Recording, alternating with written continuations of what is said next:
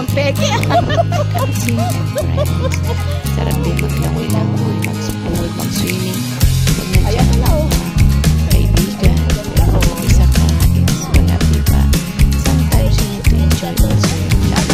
Kahit mahirap at pabago-bago, syempre, kailangan din Sabi na mo ba? magbigay ng relaxation ng bawat and pagkakabot din kasi tayo, kailangan may some friends also para mag-swim. Hindi, pwede na lang muna sa mata. Kasi pagkakasama mo yung mga friends mo, May, oo, pwede, oo.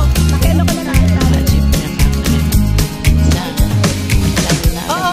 OFW Ano ko kung sabi? ng Pilipinas. Ano oras? Kahit Sa umalis ka mga ng mga... family, mas masarap yung outing nila, Hindi. swimming, beach.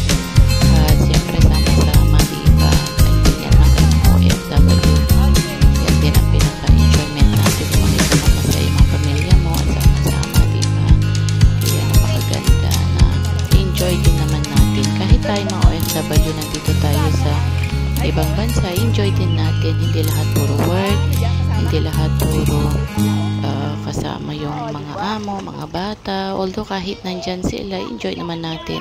Especially pag may off tayo. Medyo sad to say, yung mga iba kasi walang off. Medyo nahihirapan din sila, diba? But keep on praying, trusting God lang. Ipon-ipon soon.